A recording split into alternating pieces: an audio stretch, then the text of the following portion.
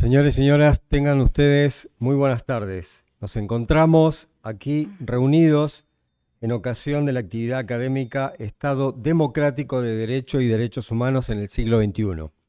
Cabe destacar que la presente actividad es transmitida por el canal de YouTube del Poder Judicial. Preside en esta ceremonia el señor presidente del Superior Tribunal de Justicia, doctor Gonzalo Sagastume, el señor vicepresidente, doctor Ernesto Adrián Loeffler, y los señores jueces del alto cuerpo, doctora María del Carmen Battaglini, doctor Javier Darío Muchnik y la doctora Edith Miriam Cristiano. Nos honran con su presencia el señor presidente mandato cumplido de la Corte Interamericana de Derechos Humanos y ministro de la Suprema Corte de Justicia de la República de Uruguay, doctor Ricardo César Pérez Manrique. Nos acompañan legisladores provinciales, magistrados y funcionarios del Poder Judicial de Tierra del Fuego, funcionarios del Poder Ejecutivo Provincial, señores invitados especiales. Para dar inicio a la actividad que nos reúne, invitamos a hacer uso de la palabra a la señora jueza del Superior Tribunal de Justicia y directora de la Escuela Judicial, doctora Edith Miriam Cristiano. Buenas tardes. Agradezco la presencia a todas y todos y quiero darle la bienvenida al juez de la Corte Interamericana, el doctor Ricardo Pérez Manrique, quien generosamente llegó hasta aquí para compartirnos sus conocimientos, su experiencia, su singular manera de ver los derechos humanos en este contexto actual. Creo que ese es el tema, ¿verdad, doctor? Bien, yo solamente quiero agradecer su presencia y decir que para nosotros es un privilegio poder compartir este evento con usted, esta jornada con usted. Creo que todos tenemos el mismo pensamiento y sentimiento. Bueno, además quiero marcar la importancia y la necesidad de crear un espacio para promover la defensa de los derechos humanos. Defensa que hoy en día se ve, de acuerdo a algunos sujetos, ¿cómo decirlo? Se han visto, pretenden desdibujar el valioso sentido y significado que tienen los derechos humanos. Entonces, desde el ámbito judicial, nosotros vemos todos los días un montón de estos casos y nos imponemos la necesidad de que los operadores judiciales se capaciten y se actualicen en esta temática, motivo por el cual la Escuela Judicial María Angélica Barreda realizó un convenio de capacitación en una diplomatura en Derechos Humanos que se está llevando a cabo de manera virtual y presencial en toda la provincia. Bueno, para no quitarle tiempo a la exposición del doctor y con la seguridad de que esta jornada va a ser en beneficio de todos los presentes, le damos la bienvenida al doctor con un caluroso aplauso, por favor.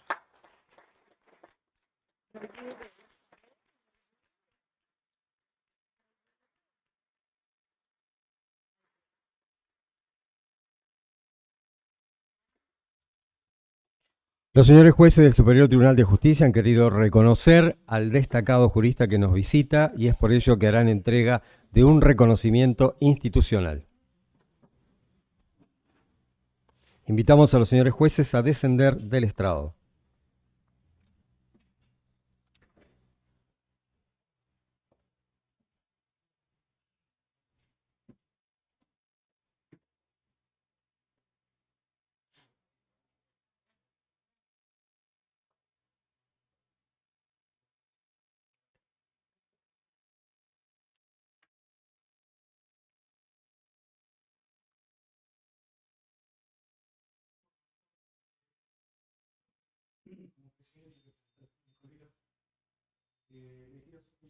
un presente, tratamos una persona que es un jugador originario que es de Chagán, la zona de la provincia.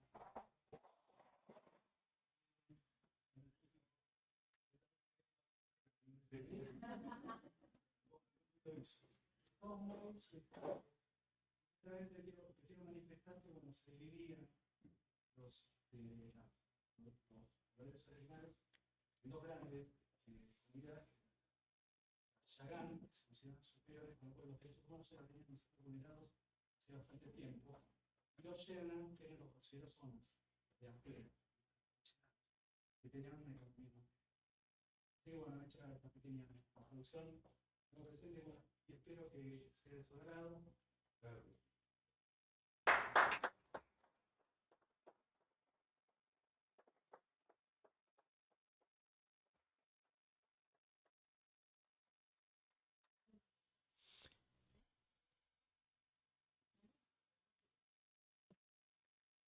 Los invitamos ahora a tomarse una fotografía, por favor.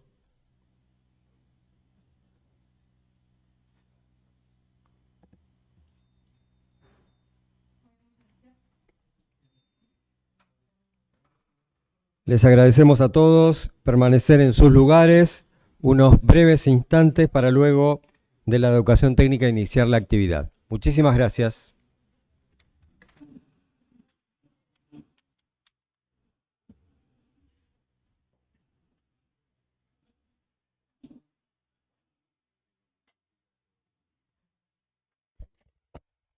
Echas el agua alcanza. ¿El mochila? Está mi mochila por ahí. Sí, ahí ya te la alcanza.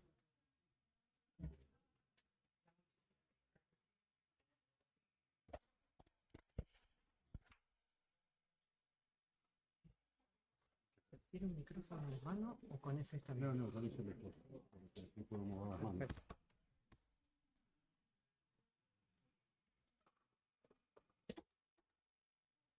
Perfecto. Gracias. Gracias.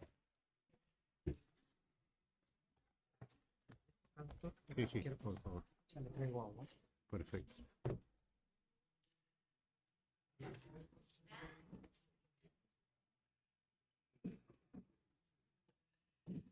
Bien. Muy buenas tardes a todas y a todas.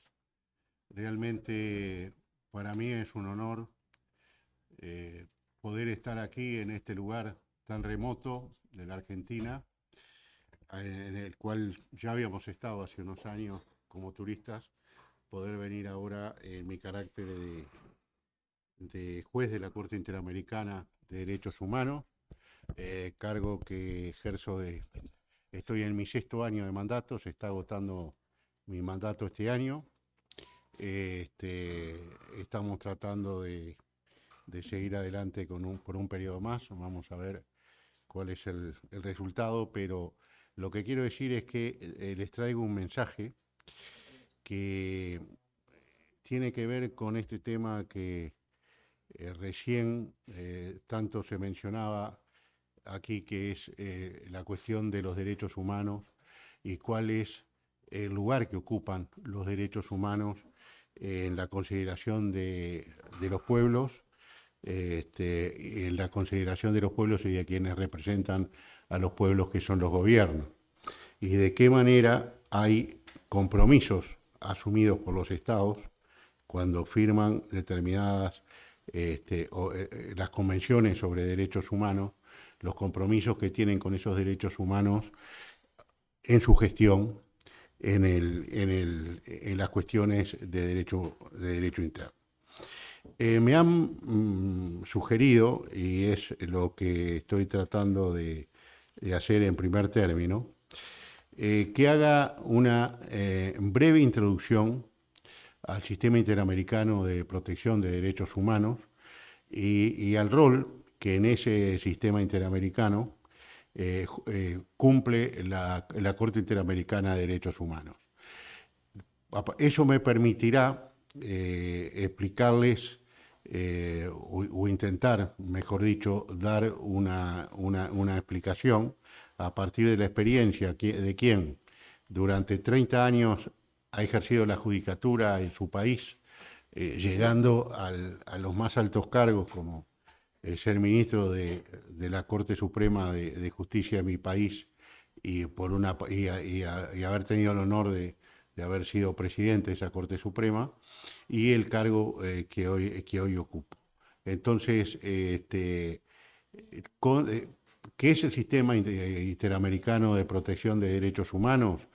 El Sistema Interamericano de Protección de Derechos Humanos es una continuidad histórica y porque esta explicación me permitirá ingresar al tema de la conferencia central, es una continuidad histórica que yo diría que se inicia muchísimos años antes, en el siglo XIX, pero que se concreta cuando ¿en qué momento se concreta esto? En 1948, cuando en una reunión en Bogotá, Colombia, se crea la OEA, la Organización de Estados Americanos. Esa Organización de Estados Americanos otorga una carta que tiene que ver esencialmente con la creación de una nueva institucionalidad entre todos los estados americanos, como continuidad de lo que se llamaron las conferencias panamericanas. Y la creación de la OEA significó fundamentalmente una nueva instancia desde el punto de vista organizativo, pero también en el mismo acto de creación de la OEA, en 1948, se determina por todos los estados que no tiene sentido una organización internacional de estados que representen a toda América, a todas las Américas, sin que haya una correlativa obligación y compromiso con los derechos humanos. Entonces, en abril de 1948, junto con la Carta de la OEA, se otorga un documento que es la Declaración Americana sobre Derechos y Deberes del Hombre. Esa era la expresión de la época. Creo que ahora la OEA la denomina oficialmente como Declaración Americana, en la cual se desarrollan de manera completa una serie de derechos que los estados americanos se comprometen a respetar. Y en esa línea de trabajo, en los años 50, se está cumpliendo hoy este año 65 años, se crea la Comisión Interamericana de Derechos Humanos con la finalidad de ayudar a los estados al cumplimiento y al respeto de la Declaración Americana, pero también de empezar a determinar cuándo se producen o no violaciones de esos derechos humanos. Este proceso continúa porque hay una vocación de los estados americanos de tener su propia convención americana sobre derechos humanos, lo que se concreta en 1969 con la aprobación de la Convención Americana sobre Derechos Humanos. La Declaración Americana es la primera declaración de derechos humanos en el mundo que precede en 6 meses a la Declaración Universal, que es del Día de los Derechos Humanos, el 10 de diciembre de 1948 en su momento. La Convención Americana es un tratado de derechos humanos, pero que crea la orgánica del Sistema Interamericano de Protección de los Derechos Humanos. Y esa orgánica está comprendida a semejanza de lo que era en esos años el régimen vigente en Europa, con una comisión interamericana que era la encargada de, manteniendo sus sus competencias originales de difusión y ayuda a los estados a cumplir los derechos, sus obligaciones en materia de derechos humanos, ahora se convierte en el organismo frente al cual se deben presentar todas las denuncias por violación a los derechos humanos que sucedidas en el continente. Y correlativamente se crea la Corte Interamericana de Derechos Humanos, que empieza a funcionar en 1979, por eso estamos cumpliendo 45 años este año, con la finalidad de, como dice su estatuto, de aplicar, interpretar y aplicar la Convención Americana. La Corte está definida en su estatuto como un órgano jurisdiccional independiente cuya competencia es aplicar e interpretar la Convención Americana sobre Derechos Humanos. Esta Corte está integrada por 7 jueces que integran, que son de países que han suscrito la Convención Americana sobre Derechos Humanos o que pueden ser presentados por estos países. Y esto explica que la Corte haya tenido un prestigioso juez de origen norteamericano, el juez Brugenthal, un prestigioso hombre de derecho que era norteamericano y que fue presentado como candidato a la Corte Interamericana por Costa Rica. La Corte está integrada, esos jueces, ¿qué características deben tener? Primero, deben cumplir las condiciones para ocupar los más altos cargos en los tribunales de su país, es decir, Corte Suprema de la Nación Argentina o Cortes Supremas de otros países, por una parte. Por otra parte, deben ser reconocidos en cuanto a su conocimiento, sus conocimientos en derechos humanos, y por otra parte, deben de tener jerarquía o prestigio, digamos, desde el punto de vista de su moralidad en su compromiso con los derechos humanos. ¿Quiénes eligen a los jueces de la Corte? Nos eligen los países que han ratificado la Convención Americana. En este caso son 23 países, y los jueces americanos los jueces interamericanos somos elegidos por mayoría absoluta de esos 23 países. Ahora, no quiere decir que todos esos países acepten la competencia de la Corte, porque hay un segundo acto. Primero se ratifica la Convención Americana sobre Derechos Humanos y luego, por un acto, generalmente los poderes ejecutivos, se acepta la competencia de la Corte Interamericana, y ahí los países aceptan que la Corte considere denuncias por violaciones a derechos humanos surgidas dentro de cada país. Hoy son 20 países los que han aceptado esto. Nicaragua está en una situación difícil, extraña, porque Nicaragua se fue de la OEA, pero no denunció la Convención Americana. Venezuela se ha retirado, y hay 4 países por lo menos que son países del Caribe que ratifican la Convención Americana, pero no aceptan la competencia de la Corte. El Caribe solamente Haití, Surinam y Barbados aceptan la competencia contenciosa de la Corte Interamericana.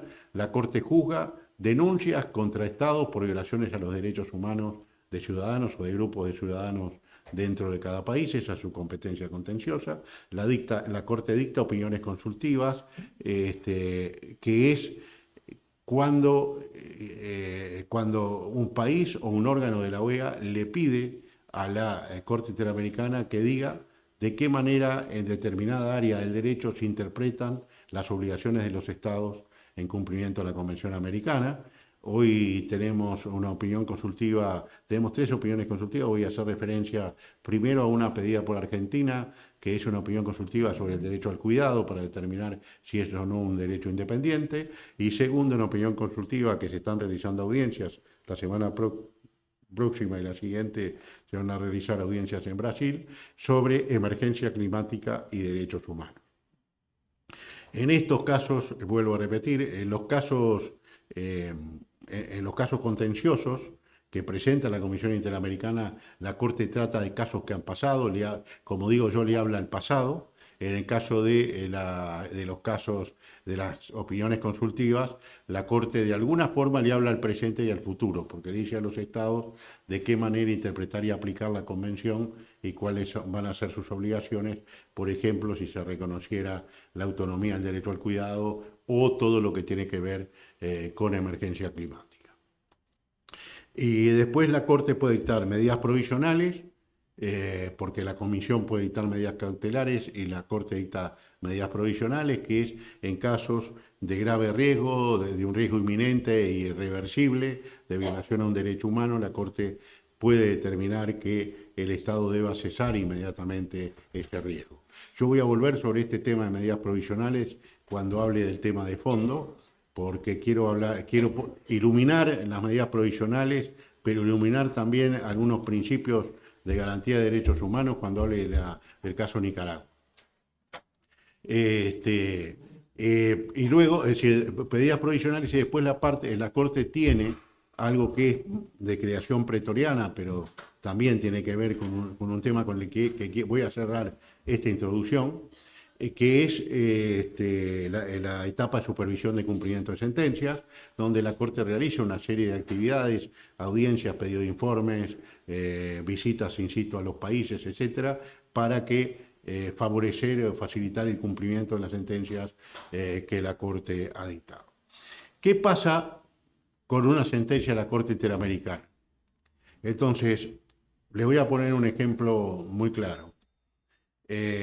Un tribunal local condena a una persona porque no pagó un cheque. Una vez que la sentencia ejecutiva está firme, el Tribunal Nacional tiene lo que se llama el poder de imperium para decir, bueno, tomo bienes del deudor, los ejecuto y con eso le pago al acreedor insatisfecho. En el caso de una sentencia internacional, es decir, no existe este imperio porque tendría que haber un ejército, es decir, piensen ustedes, oficiales de justicia, policía, etcétera, etcétera, que pudiera obligar a un gobierno a cumplir una condena de la Corte Interamericana. Entonces, como eso no es posible, porque de la esencia del derecho internacional está no recurrir a la violencia, lo que se buscan soluciones en el plano de lo político, y en el caso del sistema interamericano, la solución es que cuando un Estado incumple una sentencia de la Corte, por el artículo 65 de la Convención Americana, le comunica a la Asamblea General de la OEA el incumplimiento para que la Asamblea General de la OEA tome medidas en el plano político, que pueden ser sanciones o de otro tipo, para llegar al cumplimiento. Esta es una gran diferencia. Entonces, no es que no tenga ninguna consecuencia no cumplir una sentencia de la Corte Interamericana. Puede tener inclusive la consecuencia, como lo vamos a ver después, hasta de la expulsión del sistema interamericano por incumplimiento de sentencias. O sea que es otro plano procesal, digamos así, y la ejecución de la sentencia. Con esto espero haberles sido útil en cuanto a ponernos en autos de qué estamos hablando. Y ahora voy a ir a lo que es mi temática. Si ustedes me permiten, voy a controlar mi tiempo a partir de ahora, porque tengo la intención de generar un espacio de preguntas después que yo termine de mi exposición. Si es posible y si hay interés en preguntar, lo haremos con mucho gusto. Yo quiero plantear, voy a desarrollar 5 o 6 puntos que trataré de acotarlos. ¿Cuál es mi objetivo? Mi objetivo es, y un poco tendiente a las palabras con que fui recibido, es demostrar que en el ámbito interamericano existe una íntima relación entre democracia representativa, Estado democrático de derecho y derechos humanos, que para el sistema interamericano no existen unos sin otros. Si no hay respeto a los derechos humanos, no hay Estado democrático de derecho. Si no hay una democracia representativa sana y sin trampas en la selección de los gobernantes, tampoco se puede concebir que hay Estado democrático de derecho. Y si no hay respeto a los derechos humanos, por más que tengamos las elecciones más limpias, tampoco vamos a tener un Estado democrático de derecho vigente. Entonces, ¿cuáles son, es decir, el contexto en el cual estamos viendo las Américas, en general respecto al fenómeno, al tema de la democracia y al tema del Estado democrático de derecho? ¿Cuál es esta íntima relación entre derechos humanos, Estado democrático de derechos y etcétera? Ese va a ser el objetivo central de mi disertación y luego voy a sacar alguna serie de conclusiones. Digamos que el Latino Barómetro para el 2023 dice que los países de la región han llegado a una situación de declive y vulnerabilidad después de una década de deterioro continuo y sistemático de la democracia. Al 2023 solo el 48% de las personas apoya la democracia en la región, lo que significa una disminución de 15 puntos porcentuales desde el 63% en el año 2010, de acuerdo con este mismo informe. Las crisis económicas influyen negativamente, pero no de manera exclusiva, en el declive de la democracia, porque aumentan las desigualdades y el número de personas en situación de pobreza y de marginación. Pero también el informe señala, además de esta causa, que observó la deficiencia de la democracia en producir los bienes públicos o políticos que demanda la población, tales como igualdad ante la ley, justicia, la dignidad y la justa distribución de la riqueza y la seguridad. Y en tercer lugar, hay un desplome del desempeño de los gobiernos por su falta de capacidad para responder a las demandas de políticas públicas. Esto lo dice el Latino Barómetro. Por ejemplo, yo acabo de participar el 3 de mayo en Santiago de Chile, que se conmemoró el Día Mundial de la Libertad de Expresión, de la libertad de prensa. Y ese día se dieron una serie de datos sobre cuestionamientos y problemas a la libertad de prensa que son realmente preocupantes y de qué manera nuestra América lamentablemente es uno de los lugares más riesgosos para aquellas personas que ejercen el periodismo o para aquellas personas que son defensoras de derechos humanos. De los homicidios producidos, estos son datos que no los tengo aquí porque son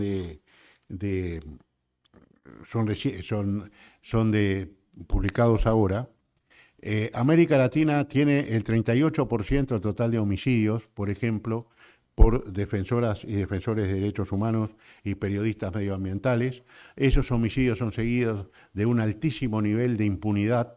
Menos del 5% de esos homicidios son estudiados y aclarados. Pero además el 80% de los homicidios se producen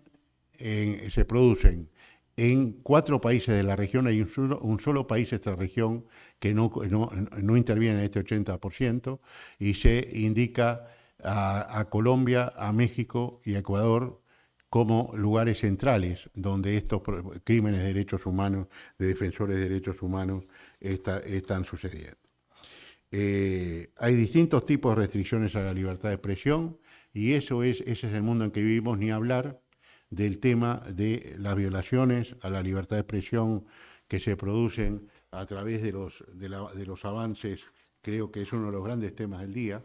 Es decir, el secretario general de Naciones Unidas ha dicho que que hay 2 grandes problemas de la humanidad, que son primero la emergencia climática y en el mismo nivel el tema de la independencia del Poder Judicial y lo que tiene que ver con las garantías fundamentales.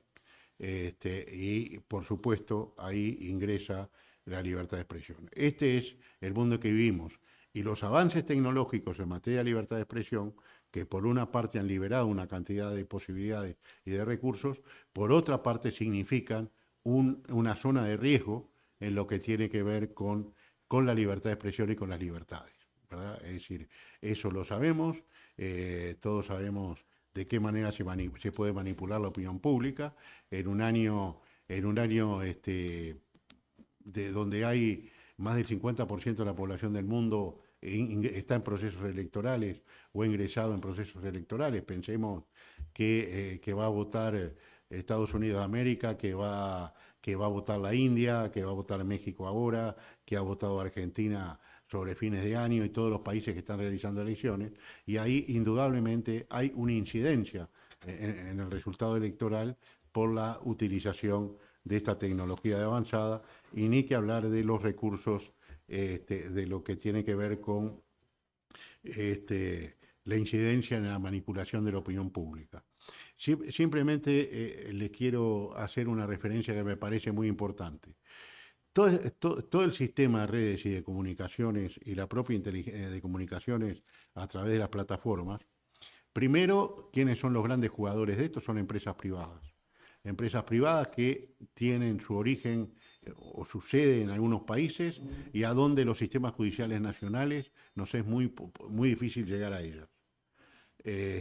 Hay dificultades para notificarlos, hay coberturas de responsabilidad, etcétera, etcétera. Hay una serie de cosas.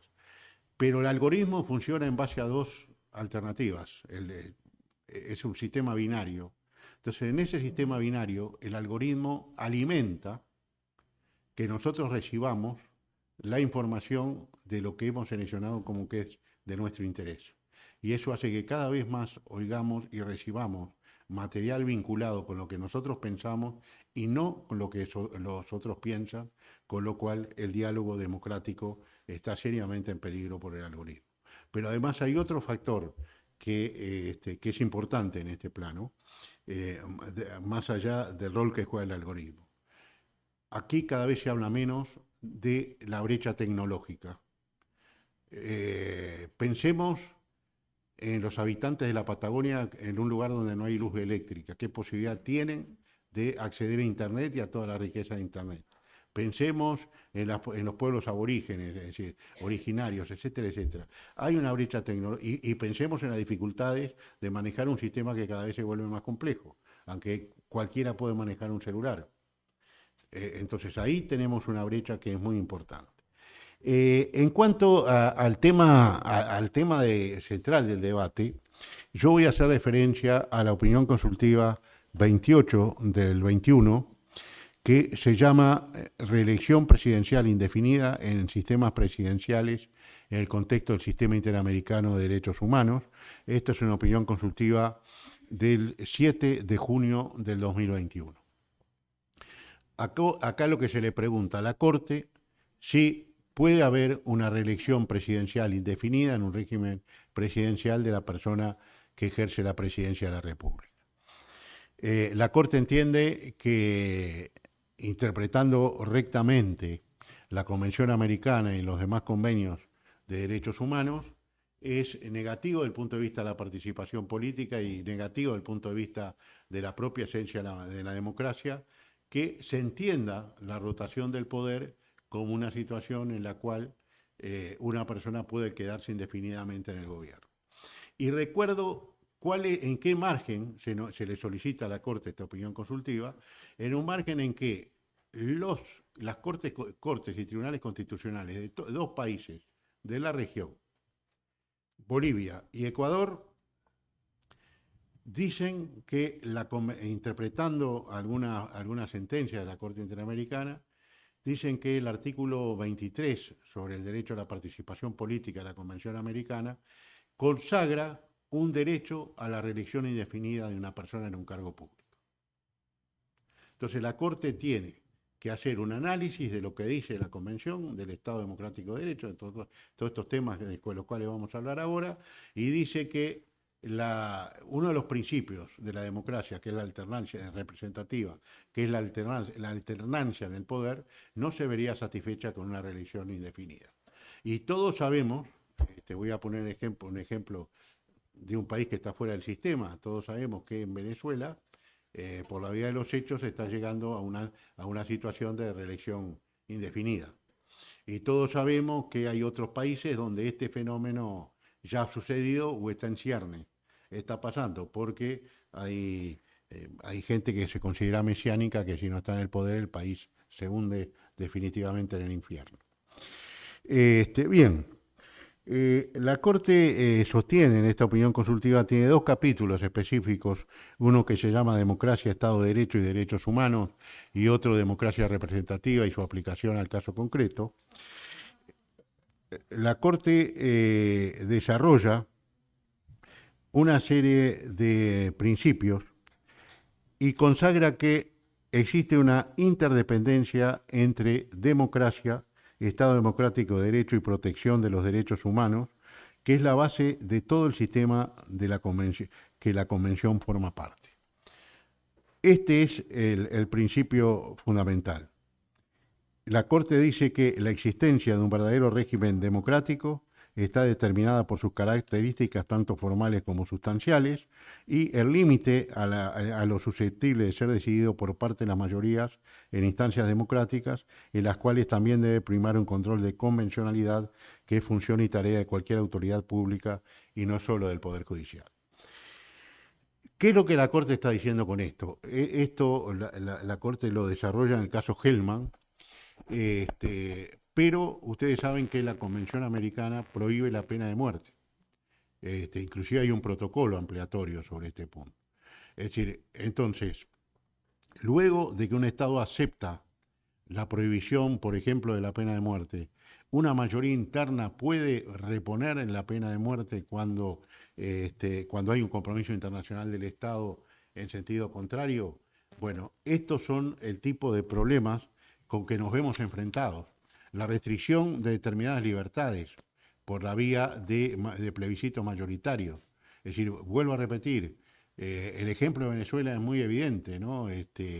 Por ejemplo, Venezuela tiene la Constitución bolivariana, donde una de las normas, y esto a nosotros que estamos vinculados al sistema judicial, prohíbe la agremiación de los jueces. Entonces, para Venezuela, un juez no puede agremiarse para defender sus derechos. El principio democrático está desarrollado en el preámbulo de la Convención Americana, está recogido en la Carta de la OEA, el artículo 3 de la Carta de la OEA dice que la solidaridad de los Estados americanos y los altos fines que con ella se persiguen requieren la organización política de los mismos sobre la base del ejercicio efectivo de la democracia representativa, y todo Estado tiene derecho a elegir, sin injerencias externas, el sistema político, económico y social y a organizarse de la forma que más le convenga. O sea, cada Estado se da su propia forma política, pero hay determinadas reglas generales que es de lo que vamos a hablar a este respecto. Pero hay un documento que para mí para mí y para la propia Corte, tiene el sistema un enorme valor, que es la Carta Democrática Interamericana, un documento del 2001. En la Carta Democrática Interamericana se consagra expresamente que los pueblos de América tienen derecho a la democracia y sus gobiernos la obligación de promoverla y defenderla. Y aquí existió, y acá voy al caso de Nicaragua, que les dije que iba a hablar de medidas provisionales nuevamente. La Carta Democrática Interamericana establece un sistema de garantía colectiva mediante el cual, cuando se produzca una alteración del orden constitucional que afecte gravemente el orden democrático de un Estado, otros Estados o el secretario general de la OEA podrán solicitar la convocatoria inmediata al Consejo Permanente, y de constatarse que se ha producido la ruptura del orden democrático de un Estado miembro y que las gestiones diplomáticas han sido infructuosas, conforme la Carta de la OEA tomará la decisión de suspender a dicho Estado miembro del ejercicio de su derecho de participación en la OEA con el voto afirmativo de los 2/3 de los Estados miembros. ¿Cuál es la relación de esto con Nicaragua? Cuando la Corte empieza a dictar medidas provisionales para proteger primero la integridad personal y la libertad de los presos políticos en Nicaragua. Y una vez que son sometidos a procesos totalmente ilegítimos, porque no se les permitía acceso a su abogado defensor, etcétera, había una serie de problemas, la Corte dice, no solo proteja la libertad y la salud y el acceso a los defensores, sino que proteja el debido proceso y póngalos en libertad y luego aplique justicia si es necesario. Entonces, Nicaragua empieza a contestarle a la Corte, le contesta a la Corte, diciéndole que no va a cumplir, que la Corte es parte de una confabulación internacional para derrocar al gobierno de Nicaragua, frente a la cual declaramos a Nicaragua en estado de desacato a las decisiones de la Corte. Y resolvimos, es la primera vez que la Corte lo hace, y me tocó a mí como presidente de la Corte, resolvimos comunicarle al Consejo Permanente de la OEA que había un Estado en situación de desacato. Y en marzo del año pasado estuvimos en el Consejo Permanente de la OEA informando esta situación, y el Consejo de la OEA resolvió, el Consejo Permanente de la OEA tomó nota y lo pasó a estudio, y en la última Asamblea General de la OEA, que fue en junio del año pasado en Washington, la OEA adopta por aclamación una declaración condenando severamente a Nicaragua por el desacato a la Corte y por las violaciones a los derechos humanos y aplicando el principio de esta garantía democrática. Y esta garantía democrática también la Corte la ha referenciado en la opinión consultiva relativa a las consecuencias para un Estado que denuncia la Convención Americana y la Carta de la OEA, de que la garantía democrática sigue rigiendo más allá de las actitudes individuales de cada Estado. Entonces, acá vemos violación a los derechos humanos, violación a los principios de democracia representativa, puede y debería implicar sanciones que lleven a la suspensión de un Estado en la organización, porque la organización no debería soportar a Estados que no respetan las reglas del Estado democrático de derecho y los derechos humanos. Eso es el mensaje que hoy quiero transmitirles.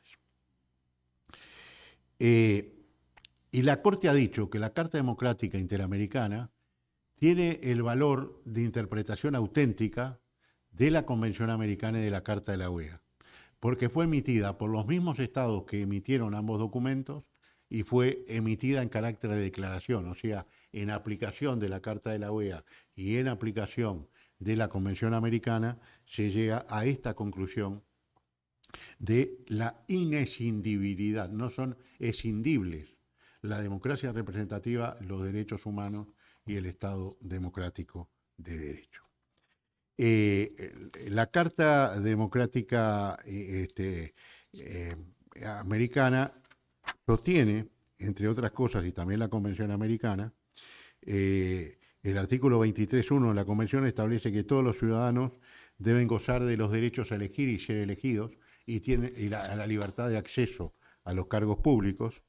Un derecho consagrado, por lo tanto, es el derecho a la participación política, que puede incluir amplias y diversas actividades que las personas realizan de forma individual y organizadas. Por ejemplo, la Corte sostiene en su jurisprudencia que el derecho de los pueblos originales o tribales a participar, es decir, a una consulta previa frente a determinadas afectaciones a sus derechos, es un derecho a la participación política que tienen en cuanto a pueblos originales.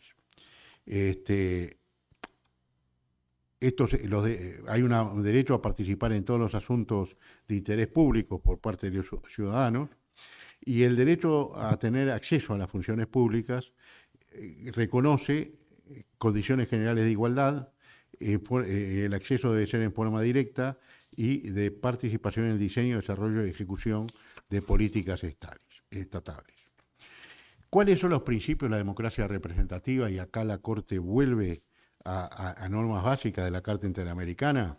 Dice, la Corte sostiene que el fin y objeto de la Convención, recordemos que en el Convenio de Viena sobre Derecho, la Convención de Viena sobre Derecho de los Tratados, dice que uno de los criterios, uno de los nortes en materia de interpretación de tratados es la consideración del objeto y fin del tratado. La Corte dice que el objeto y fin de la Convención Americana, que ilumina toda su interpretación junto con el principio pro persona, es la protección de los derechos fundamentales de los seres humanos. Entonces, la Corte dice que el compromiso estatal con el pleno respeto y garantía de los derechos humanos, tal como ordena el artículo 1 de la Convención, constituye un presupuesto esencial de la consolidación democrática y abona un posicionamiento legítimo del Estado frente a la comunidad internacional. Y el artículo 3 de la Carta Democrática Interamericana dice: son elementos esenciales de la democracia representativa, entre otros, el respeto a los derechos humanos y a las libertades fundamentales, el acceso al poder y a su ejercicio con sujeción al Estado de Derecho, la celebración de elecciones periódicas libres, justas y basadas en el sufragio universal y secreto como expresión de la soberanía del pueblo, el régimen plural de partidos y organizaciones políticas, y esto lo destaco siempre, y la separación e independencia de los poderes públicos. De ahí que el tema, no en balde, el secretario general de las Naciones Unidas habla que la independencia judicial es un tema nodal en el mundo de hoy. Y el artículo 4 dice que son componentes fundamentales del ejercicio de la democracia la transparencia de las actividades gubernamentales, la probidad, la responsabilidad de las gestiones públicas, el respeto a los derechos sociales, o sea, no solo derechos civiles y políticos, sino el respeto a los derechos sociales y la libertad de expresión y de prensa. Es decir, nosotros vamos a ver que en toda tendencia autoritaria, en todo gobierno autoritario, aparecen dos atacados de manera primordial: la independencia judicial de una parte y la libertad de expresión por otra. Es decir, la independencia judicial hay muchas maneras de atacarlas. Puede ser cooptando el sistema mediante jueces y juezas amigas, o puede ser asfixiándolo presupuestalmente, como existe en muchos países. En fin, desgraciadamente hay todo un manual de cosas que se pueden hacer para afectar la independencia judicial, y desde el punto de vista de la libertad de expresión también hay todo un manual, entre otros la persecución a periodistas, invocando el recurso penal como responsabilidad ulterior. Tema del cual no creo que me dé el tiempo a hablar, pero que es sumamente interesante. Otro elemento fundamental de la democracia, recordemos: sufragio, participación, el pluralismo político, la necesidad de que haya diversidad de ofertas políticas. El sistema democrático implica que la persona con la mayor cantidad de votos asuma el cargo en la elección popular. Sin embargo, siempre se tiene que garantizar el derecho de las minorías a plantear ideas, proyectar alternativas y a ser representativas. El artículo 3 de la Carta Democrática exige también el acceso al poder y su ejercicio conforme al Estado de Derecho. La periodicidad de las elecciones resulta de la Carta Interamericana y del artículo 23 de la Convención Americana, y la Corte sostiene que la prohibición de mandatos indefinidos busca evitar que las personas que ejercen cargos por elección popular se perpetúen en el ejercicio del poder. Esto, numerosas veces la OEA se ha pronunciado sobre este punto, hay declaraciones varias sobre este tema, y se sostiene que son elementos constitutivos de una democracia la separación e independencia de los poderes públicos. Se tiene entonces que la separación e independencia de los poderes públicos limita el alcance del poder que ejerce cada órgano estatal, y de esa manera previene su indebida injerencia sobre la actividad de los asociados, garantizando el goce efectivo de una mayor libertad. Entonces, la Corte concluye: la separación de poderes, el pluralismo político y la realización de elecciones periódicas son también garantías para el efectivo respeto de los derechos y las libertades fundamentales. Yo recomiendo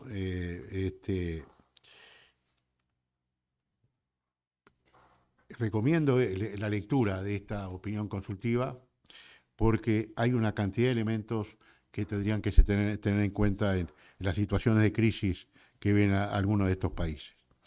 Es decir, claramente la Corte reitera que cada país se da su forma organizativa desde el punto de vista político que crea más conveniente, pero las regulaciones que implementen los estados deben ser compatibles con la Convención Americana y por ende con los principios de democracia representativa que subyacen en el sistema interamericano, incluyendo los que se desprenden de la Carta Democrática Interamericana. Entonces, la Corte hace referencia a la estrategia de pesos y contrapesos, la necesidad de que se aseguren los pesos y contrapesos. Bien, creo que a través de estas palabras hemos podido dejar sentado cuál es el criterio que la Corte sostiene, y creo que es el criterio general de por qué estamos en el sistema interamericano, porque a diferencia del sistema universal, ustedes piensen que el sistema de Naciones Unidas, que reúne, son 192 países, tiene representación de países de todo el mundo con los más diversos sistemas políticos, con las más diversas, digamos, características de sus poblaciones, etc. Eso ha acuñado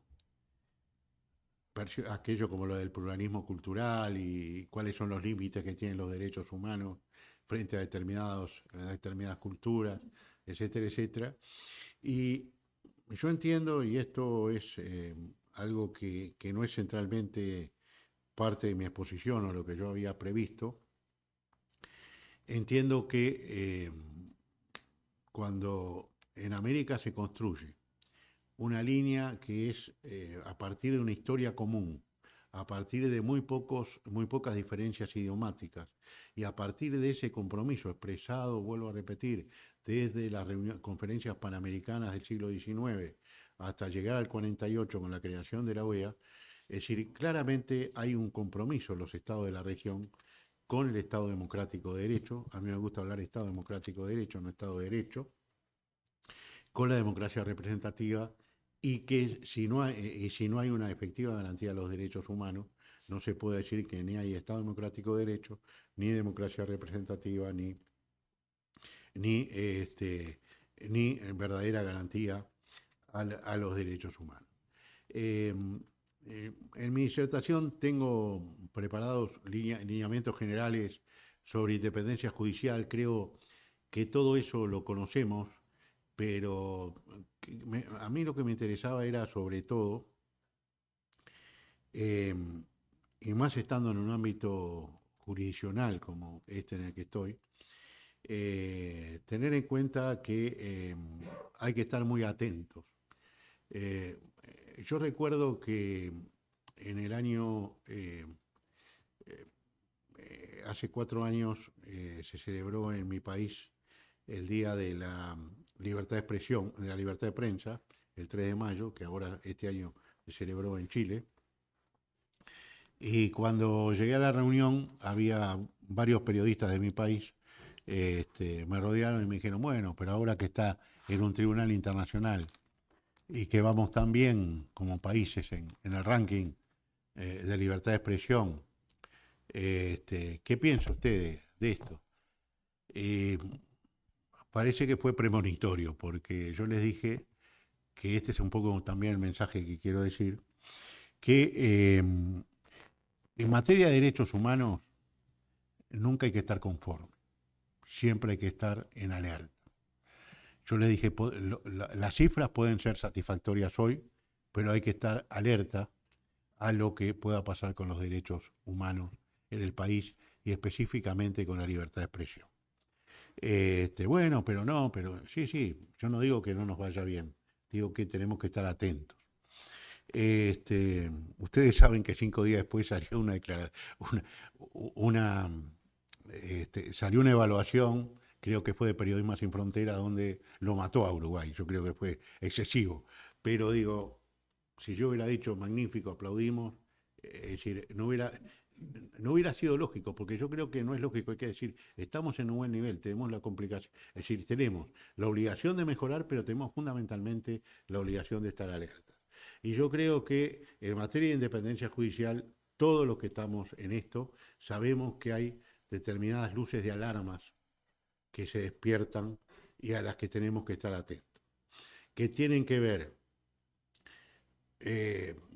toda la jurisprudencia de la Corte ha detallado todo esto, no quiero evadirme en detalles, pero tiene que ver con la forma como se designan los jueces, cómo se designan los jueces de los altos tribunales, tiene que ver con el tema presupuestal, tiene que ver con la libertad que cada juez siente para ejercer su magistratura, con el hecho de no tener que resolver un caso por temor, de determinada manera por temor a lo que sus superiores puedan pensar y por temor a las consecuencias que puede tener eso respecto de su carrera.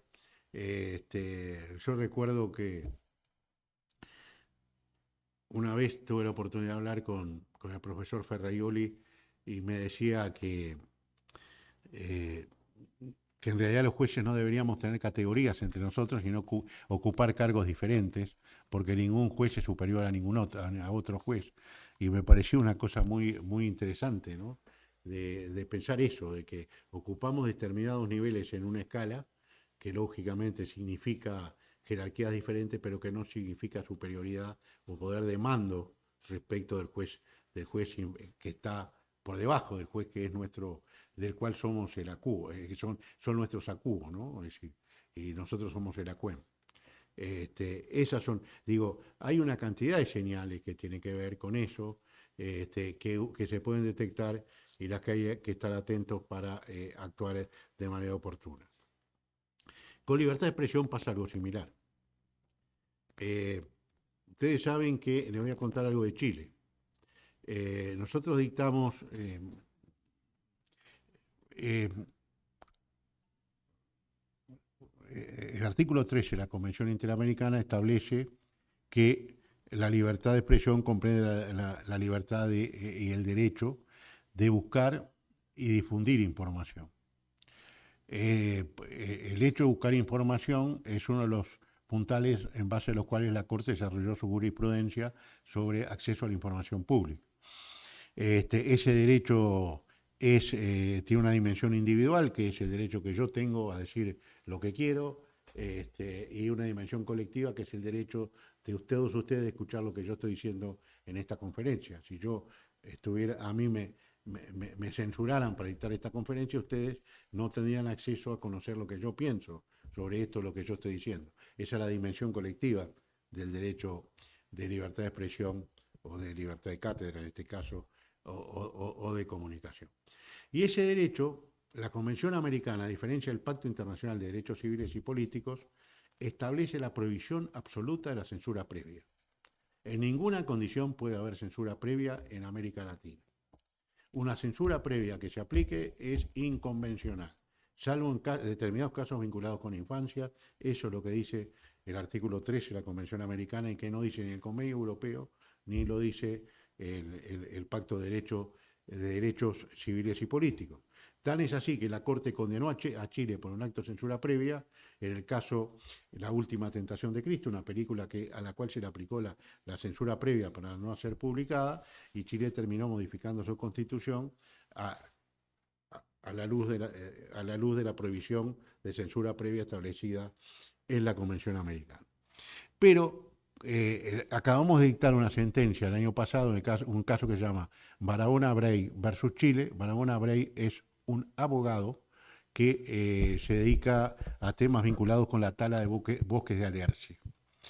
Él hace unas declaraciones imputando a un senador de una serie de manejos irregulares. El senador le hace una denuncia por difamación e injurias y termina condenado penalmente por estos delitos. Aunque no va preso, sufre una cantidad de restricciones a la libertad de expresión. Y desde el 2019, la Corte está en un proceso evolutivo de su jurisprudencia, en el sentido de decir que cuando se trata de un discurso de interés público, por actos de funcionarios públicos en ejercicio de sus funciones, los 3 requisitos, en ese caso no es procedente, es inconvencional una respuesta penal que procure defender el honor del funcionario público, por las propias características del discurso y por las propias características del interés de la función pública. recuerdo que el año pasado, cuando la Corte visitó Chile, me hablaban los periodistas de que estaban siendo sometidos a una cantidad enorme de demandas por difamación e injurias por funcionarios públicos. Entonces, la Corte, en el caso Barahona Brey, dispuso que esos tipos penales no deben aplicarse en esas situaciones y que eso genera la necesidad de una modificación legislativa. Ahora, cuando voy a Chile hace 2 semanas o una, no sé, vivo tanto a los aviones, pero fui a Chile. Cuando voy a Chile, los periodistas me dicen, son miles las demandas por difamación e injurias deducidas por funcionarios públicos. Esto quiere decir que esa reforma legislativa que la Corte recomendó a Chile pasa a ser muy importante para la libertad de expresión en ese país. Y lo cito porque es un caso reciente. Entonces, ¿y por qué es importante conocer esta jurisprudencia de la Corte? Porque, vuelvo a repetir, 2 grandes pilares en los cuales se funda el Estado de Derecho y el respeto a los derechos humanos: independencia judicial y libertad de expresión.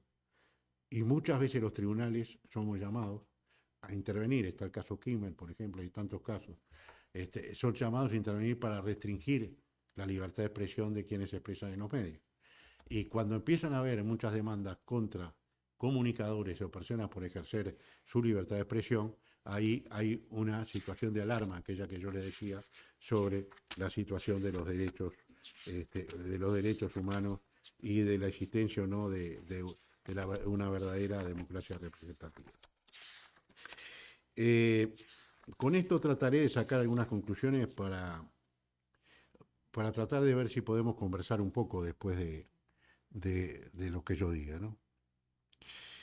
Yo creo que resulta claro que solo puede existir un Estado democrático de derecho cuando hay una verdadera protección y tutela de los derechos humanos por sus organismos internos. Y esto es muy importante. La Corte lo dice reiteradamente. ¿Quién es el principal y más oportuno garante de los derechos humanos en el mundo y en la región, por supuesto especialmente? El juez nacional, que es el juez al que le llega por primera vez la denuncia de violación del derecho. Si el juez nacional actúa de manera oportuna y conforme a derecho, no se produce una violación que de manera subsidiaria va a ser considerada por un tribunal internacional. ¿Por qué? Porque se produjo la violación. Ustedes saben cuáles son los 2 artículos mayormente invocados como violados en cualquier caso ante la Corte: el artículo 8, debido proceso legal, entre los cuales está la independencia judicial, y el 25, derecho a un recurso efectivo. Es decir, cuando el sistema interno fracasa en la protección del derecho, nosotros como jueces nacionales fracasamos, es cuando se va ante un organismo internacional. Por eso, ante un tribunal internacional. Por eso decimos que esta tarea de diálogo permanente, de capacitación de jueces y juezas nacionales resulta imprescindible. Y hoy podemos decir que gran parte de la legitimidad de los países y de los gobiernos se construye en torno al respeto a los derechos humanos. Esto incluye la incorporación de recomendaciones emitidas por organismos internacionales, la participación activa de los organismos internacionales en los procesos de seguimiento y monitoreo, y también fundamentalmente el compromiso a nivel nacional con estos elementos. Yo creo que el círculo virtuoso entre derechos humanos y democracia debe completarse con la noción de desarrollo. En este sentido es imperativo hacer prevalecer lo que se denominan las 3D, esto es, más democracia, más desarrollo sostenible y más derechos humanos. La democracia, que ya he abordado, es uno de los pilares del sistema interamericano y tiene sólidas bases jurídicas en la Carta de la UE y la Carta Democrática Interamericana. En ese contexto se debe destacar la importancia de la independencia judicial por este rol que, repito, cumplen los jueces nacionales, un rol esencial en el juego democrático porque son los guardianes del Estado democrático de derecho. Ustedes, jueces y juezas nacionales, son los guardianes del Estado democrático de derecho. Ustedes llevan a asegurar el cumplimiento, como decía Franklin, de las promesas de la Constitución. Los jueces internacionales tenemos que asegurar que los países cumplan los compromisos de los pactos que asumieron en los pactos internacionales. Somos guardianes en ese sentido, de un Estado democrático tal vez más global, más general. Es decir, vuelvo a repetir la cuestión de la libertad de expresión y quiero cerrar respecto a esta referencia a la democracia recordando a Churchill. Churchill decía que no hay ninguna organización del poder político satisfactoria en el mundo y que él tenía una cantidad enorme de discrepancias con la democracia representativa. Pero como no había ninguna otra mejor, él era un demócrata y marcaba las dificultades. Y esa democracia representativa, para que funcione, requiere, y en esto la Corte ha insistido desde la opinión consultiva 5 de 1985, donde sienta las bases de lo que es su jurisprudencia hasta hoy en materia de libertad de expresión. La Corte dice, una sociedad que no está realmente informada no es una sociedad libre, y dice, una sociedad que no tiene debate democrático no es una democracia. Entonces, ¿por qué? Porque la democracia es diálogo, la democracia es debate y la democracia es contraposición de ideas, donde triunfa provisionalmente el que obtiene la mayoría de los votos y hay un principio de rotatividad en el poder que es el que debe conducir. En cuanto al desarrollo sostenible, yo siempre hago referencia a la Agenda 2030, que por más que es un documento sumamente atacado hoy, lo firmaron 193 países y que tiene nada más ni nada menos que como postulados poner fin a la pobreza, no dejar a nadie atrás y terminar con el hambre en el mundo. Reafirmo este compromiso porque sin desarrollo sostenible no vamos a tener planeta. Si nos desarrollamos de una forma contraria a la sostenibilidad del planeta, no lo vamos a tener. Estos fenómenos climáticos que hoy estamos viviendo a lo largo y a lo ancho del continente, pero también del mundo, están demostrando cuánto tiempo se ha perdido. Es decir, los especialistas dicen que hay una ventana final de 10 años a partir de ahora para actuar, para llegar a un grado de polución aceptable. Y el grado de polución aceptable que está cuestionado científicamente es 1.5 de emisiones de carbono en el planeta y hoy estamos en 1.2 y tenemos las consecuencias que tenemos.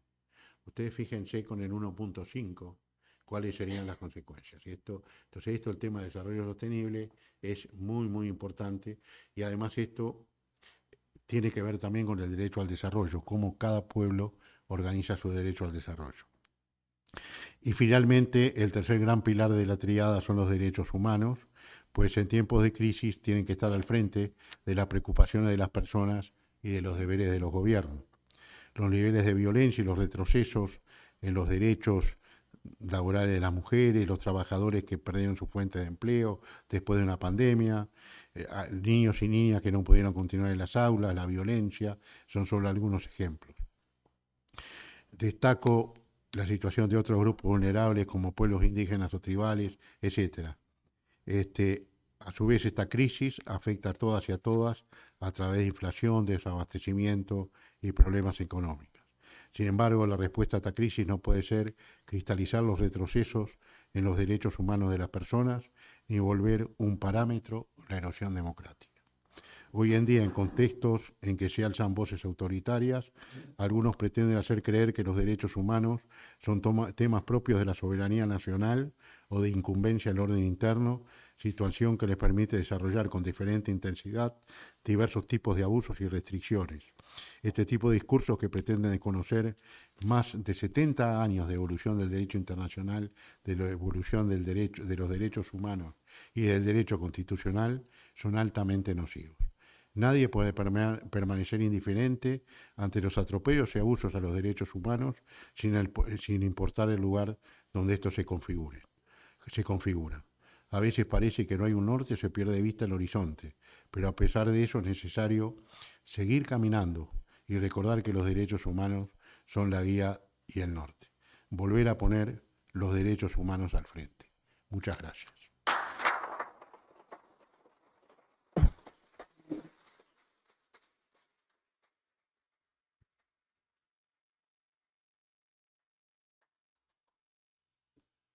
Bueno,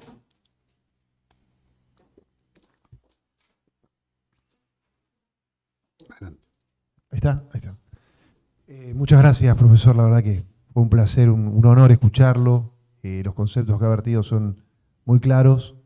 Y quería simplemente hacer una pregunta para iniciar el debate, que seguramente va a haber muchos jueces y concurrentes, estudiantes que hemos convocado hoy para que escuchen su discurso, su ponencia. Quería detenerme brevemente en un concepto que tiene que ver con el marco de apreciación nacional, que en el sistema europeo de derechos humanos tiene una aceptación, lo hemos visto en la causa Luzzi versus Italia, y en el sistema americano no estamos viendo que la Corte Interamericana acoja este principio, esta doctrina, y tiene que ver justamente con lo que nos acaba de decir respecto a respetar la alternancia en el poder, el principio republicano y de democracia representativa, que implica que no existan reelecciones indefinidas.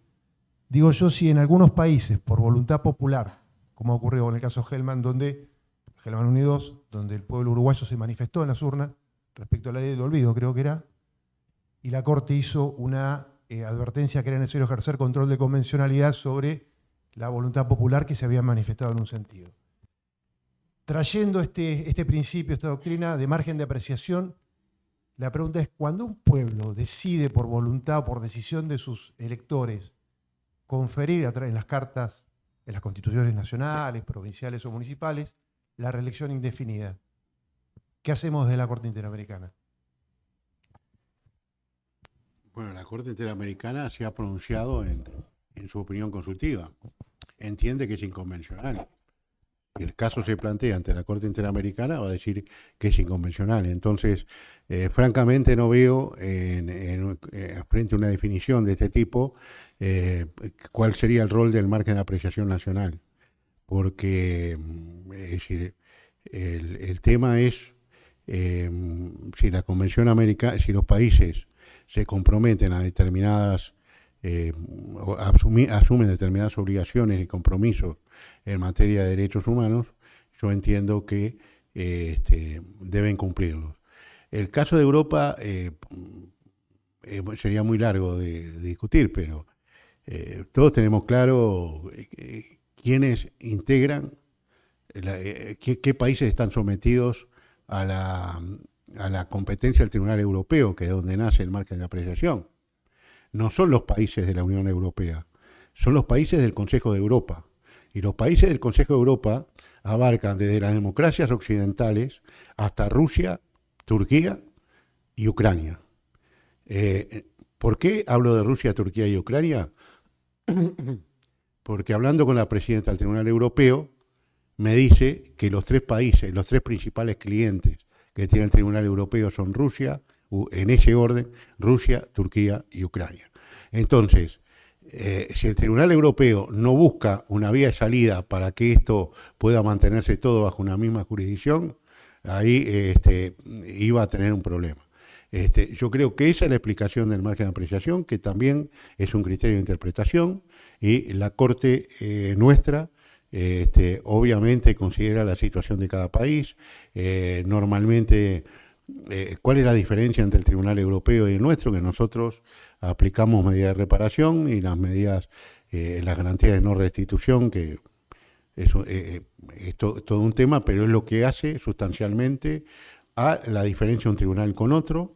Es decir, hoy el sistema europeo, por ejemplo, incorporado que no tenía la posibilidad de solicitar opiniones consultivas. Hoy el Tribunal Europeo puede evacuar opiniones consultivas, aún en casos en trámite. Entonces hay todo un proceso en que en Europa nos miran y nos ven con que hemos podido avanzar en algunas cosas que ellos no han podido por las propias condiciones en que están. Entonces, yo sé que es un tema absolutamente discutible y acá se enfrenta el concepto de soberanía, que lo vemos el concepto de soberanía como el siglo XIX, donde cuando Estados Unidos entendía que no se respetaba su soberanía, mandaban los marines, o antes, cuando Inglaterra ponía las cañoneras frente a los puertos para que no pudieran comerciar. O estamos en un mundo moderno cuya propia subsistencia depende del cumplimiento de estas obligaciones. Es decir, eso es pero creo que la Corte considera la situación de cada país y cuando ajusta las medidas, sobre todo, nosotros hacemos un esfuerzo lo hemos tratado de, como jueces, lo hemos tratado de incentivar y cuando fui presidente de la Corte también incentivar un mayor contacto de la Corte con los países. Es decir, que de hecho hay jueces que van a los países que dialogan. Yo voy a ir en septiembre, tengo que ir a Colombia a hacer audiencias de supervisión de cumplimiento y tienen que ver con eso, porque cuando uno va a un país habla con el gobierno, habla con la sociedad civil, habla con las víctimas y uno va interiorizándose de las cosas. Este viaje al Caribe fue magnífico porque Barbados no tenía casos en la Corte desde hace 15 años. Entonces nos permitió, un país que de alguna forma está en el sistema, pero que lo veíamos de lejos, nos permitió conocerlo, hablar con el gobierno, hablamos con la presidenta, con la primera ministra, y entender, lo que es personal, y entender la urgencia de atender el cambio climático. Ellos ya tienen, es decir, los países insulares son los primeros grandes afectados por el cambio climático.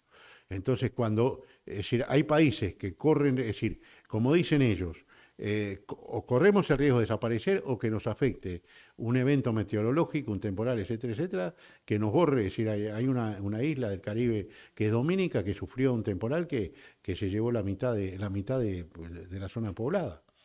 ¿Y cuánto significa reponer eso a su estado original? Es decir, y hay daños que son irreversibles. Entonces, es todo un tema que, bueno, que el Tribunal Internacional tiene que conocerlo, tiene que estar, y en eso estamos. A Brasil hemos ido en los últimos 3 años de manera permanente. Acá en la Argentina, el año pasado vino la actual presidenta de la Corte, vino y realizó una serie de audiencias de supervisión de cumplimiento. Hemos ido a Honduras, a México, en fin, a Colombia, a Uruguay. Es decir, la idea es esa, generar un tribunal, como digo yo, de puertas abiertas, que dialogue y que incorpore todas las perspectivas nacionales. En esta opinión consultiva, si ustedes la ven, van a ver incorporadas las constituciones de todos los países de la región.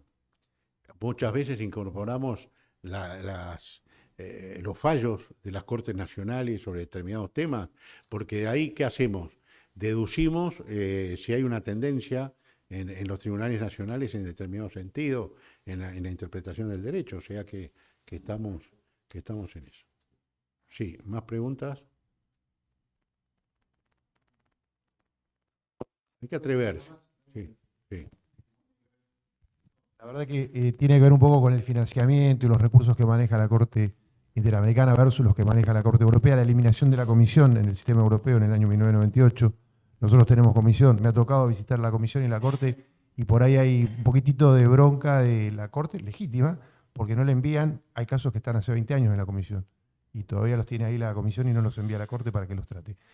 Digo, sí, los países de la región, el sistema interamericano, no es hora que nos tomemos la Corte Interamericana en serio y decidamos generar un fondo específico para financiar el funcionamiento de la comisión, de la Corte Interamericana, eliminar la comisión y que el ciudadano latinoamericano o el sistema interamericano acceda de manera directa a requerir el pronunciamiento de la Corte en un caso puntual donde se están afectando sus derechos humanos.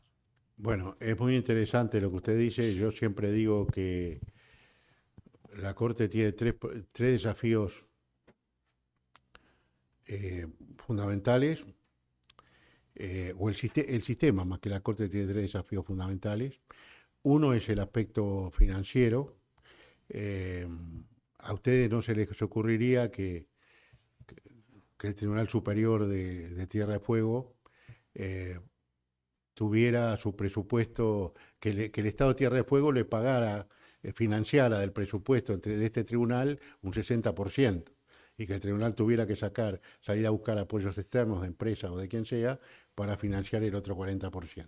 La Corte Interamericana tiene financiado solo el 60% de su presupuesto por fondos originales de la OEA, que es la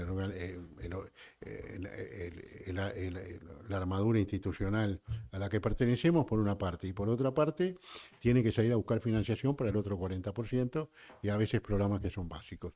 Ese es un tema fundamental que lo hemos repetido todos los presidentes de la Corte, yo creo, en 45 años.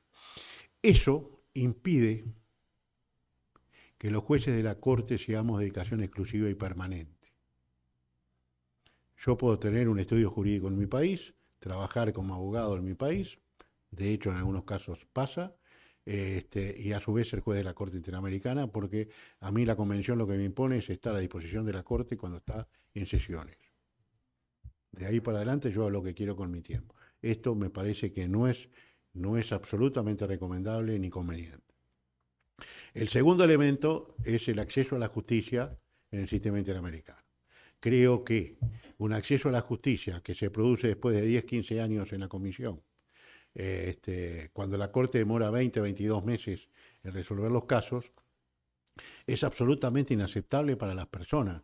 Tenemos casos en los cuales gente que inició un caso con 50 años, una cosa así, termina envejeciendo y muriendo en el transcurrir del proceso ante la Corte, al punto que hemos creado un estándar de que, tratándose de personas mayores de edad, hay que ser especialmente célere en la decisión de los casos, y tiene que ver con eso. Y el tercer elemento que para mí es fundamental es todo el tema de la probidad de los jueces y de garantizar una verdadera independencia e imparcialidad, que la Corte tenga aquello de ética judicial, no solo ser sino parecer, que la Corte tenga la imagen de ser un tribunal realmente independiente e imparcial, y eso en mi caso es una preocupación de todos los días. Por favor, ¿alguna pregunta más? Porque quiere decir que si nadie me pregunta más, era el único que le interesó mi conferencia es al doctor. Bueno. Doctor, realmente una clase magistral, sobre todo para todos los que ejercemos la judicatura, ¿no es cierto? Pero cambiando de tema, pero con relación, y en relación a lo que decías, cómo la independencia judicial en una función part-time, como la del juez de la Corte Interamericana, se puede sostener fuertemente. Sin duda, la honorabilidad de los que la integran es ya una garantía, pero a veces, no sé, cuesta pensarlo, ¿no es cierto?, cuando la permanencia sería el soporte. Claro, no, yo creo que, es decir, pensemos en cuando se aprueba la Convención Interamericana, inclusive se vislumbró eso como una salida o un lugar donde, y de hecho esos fueron los primeros miembros de la Corte, o académicos, o gente que venía de la diplomacia. Entonces, esto podía ser perfectamente una actividad que se compatibilizaba con otras, porque además había un problema. La Corte durante muchos años tuvo el presupuesto inicial, que eran $200.000 por año, con el cual tenía que solventarse. Entonces se partía de la base que los jueces eran filántropos, entonces que estaban haciendo un bien a las Américas, trabajando y sacrificándose gratis, etcétera, etcétera. Eso ha mejorado, no la situación de ahora, pero en mi caso, yo soy jubilado como juez en mi país y complemento unos ingresos con otros, y creo que defiendo mi imparcialidad e independencia. Y lógicamente los colegas también, cada uno de sus actividades. Pero tal vez, más que verlo en el perfil de independencia e imparcialidad, que no tengo por qué dudarlo, además los fallos de la Corte dan eso, a mí me preocupa que la Corte y el sistema interamericano no puedan disfrutar del 100% del tiempo de sus jueces. Gente generalmente gente muy capacitada, muy comprometida, pero que tiene otras cosas porque el sistema le permite tener otras cosas. Es decir, hay gente que dice, bueno, si yo tuviera que dedicarme a esto, por más que me pagaran más, no sé si me sirve. Bueno, por eso digo, son muchas cosas, pero a mí como juez nacional no me gusta. Y al La punto tarea- que lo estamos repitiendo, lo estamos reclamando permanentemente. Le doy números. Presupuesto de la Corte Interamericana de Derechos Humanos, 10 millones de dólares por año. Nada. Presupuesto Corte Africana, que hoy le quedan 5 o 6 países, porque en el caso de la Corte Africana de Derechos Humanos y de los Pueblos, hay un protocolo por el cual los países aceptan competencia, entonces cuando la Corte Africana dicta varios fallos contrarios, los países se van. Tiene 15 millones de dólares de presupuesto, y el Tribunal Europeo, que es una estructura mayor, tiene 75 millones de euros anuales. Pero es una estructura mayor, tiene que trabajar con todos los idiomas, en fin, digo, con equipos muy grandes, no quiero compararme con el Tribunal Europeo.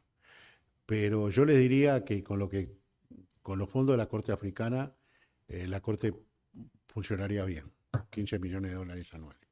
Y sin necesidad de solicitar cooperación internacional. Pero es cierto, si yo como juez, a mí no me gusta eso. Yo ejercí la profesión antes de ser juez. Cuando entré como juez, corté con todo, me dediqué exclusivamente a mi despacho y a mi sentencia. Y a estudiar. Pero es así. ¿Cómo debe ser? Sí. Ser y parecer. Claro, exactamente. Es así. Ser y parecer. Pero usted sabe que no han habido.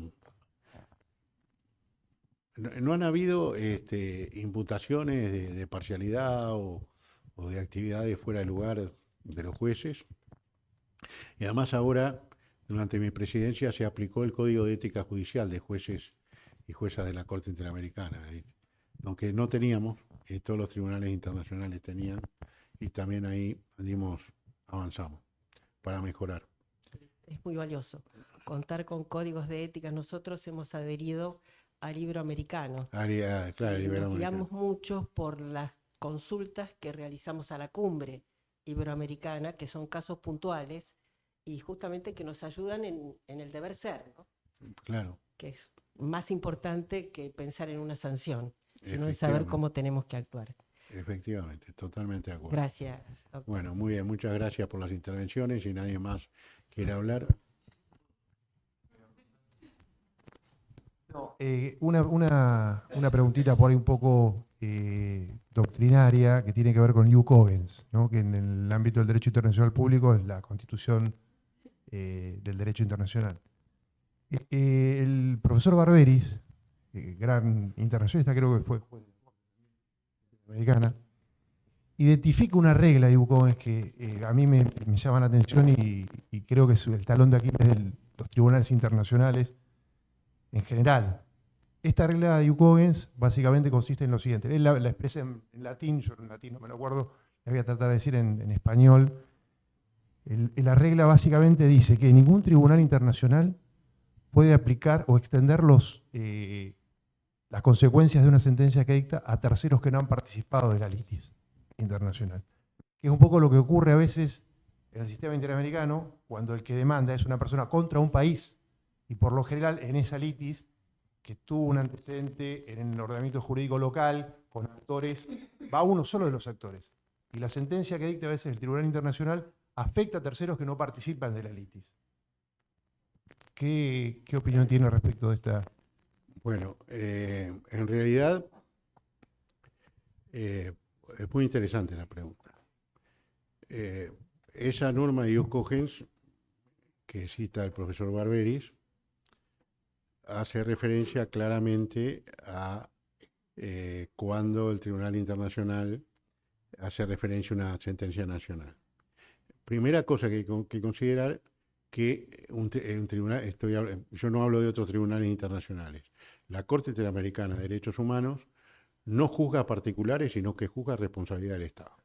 Entonces la Corte determina que el Estado es responsable y que tendrá que hay en su ordenamiento jurídico una sentencia que ha declarado inconvencional. Yo pienso que sobre ese punto, porque es cierto, puede haber terceros que pueden ser perjudicados. Yo personalmente estoy convencido de que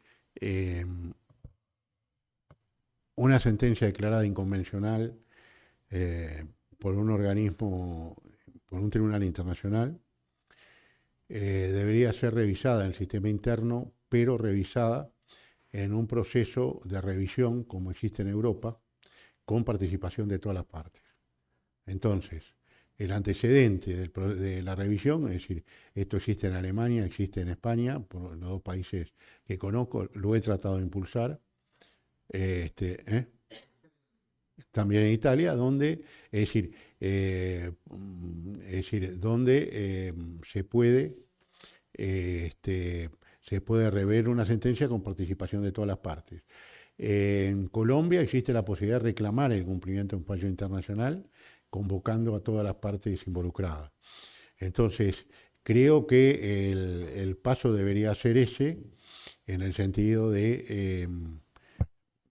lo del Jus Cogens es muy, muy discutible también. Nosotros tuvimos una intervención que a mí me dejó helado en esta opinión consultiva en Barbados, de una profesora muy prestigiosa, que dijo que ella no creía en el Jus Cogens porque había hecho un estudio, había 400 normas que de distintos ámbitos habían sido declaradas Jus Cogens, y que no tenían ninguna relevancia, no digo que sea este el caso, para ser consideradas de Jus Cogens. ¿Por qué? Porque hay una sentencia reciente de la Corte Interamericana muy importante que se llama Comunidad de La Oroya versus Perú. Es un caso de degradación ambiental de una empresa minera y que una empresa que es minera y además elaboradora de productos metalúrgicos.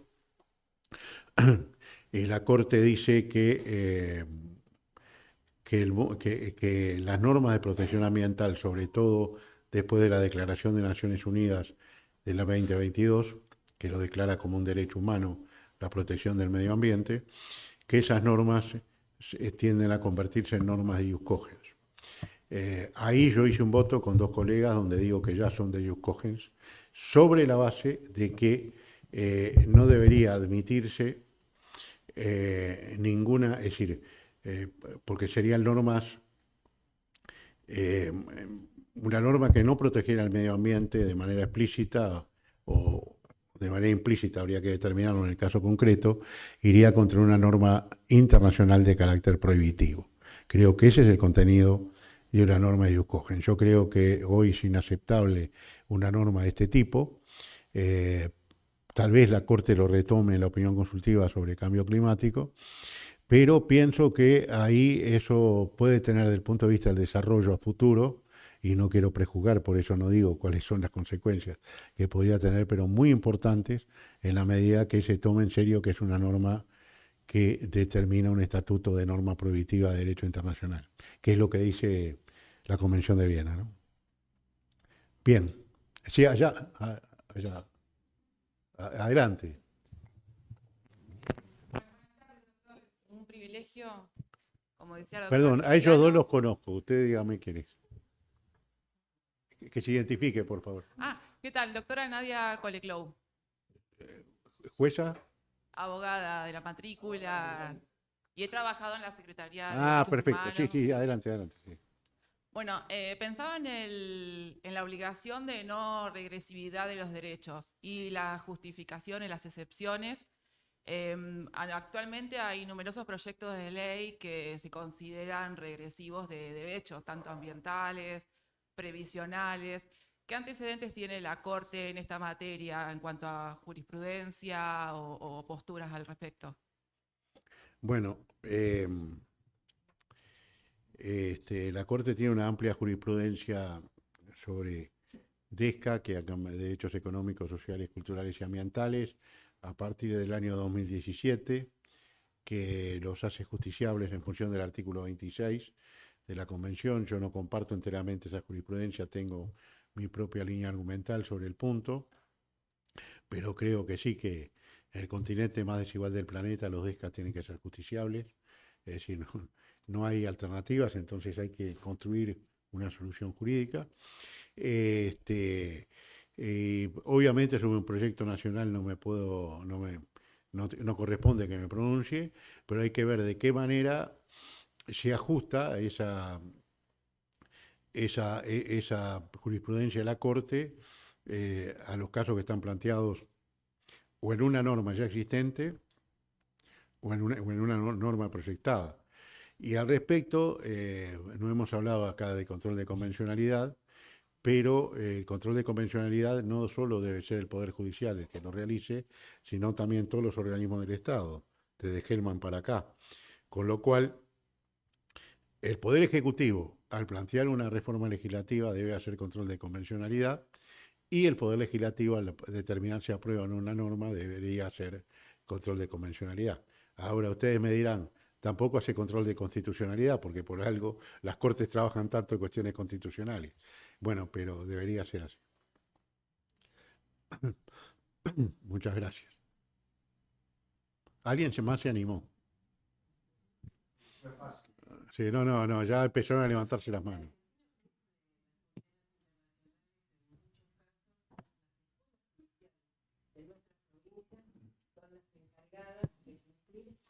Sí, claro. Sí, sí. Lo destaco especialmente. Sí, hay dos preguntas allá y ustedes me dicen, los organizadores, hasta cuándo seguimos respondiendo. Adelante. Le pido que se identifique por favor. Yo soy la doctora Piacenza Estela Maris, soy abogada del foro local.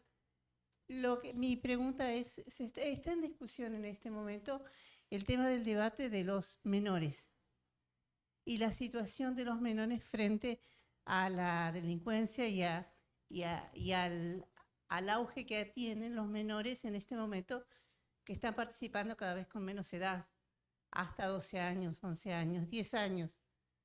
Y entonces ese debate va a ser el próximo debate que seguramente va a estar en nuestros tribunales.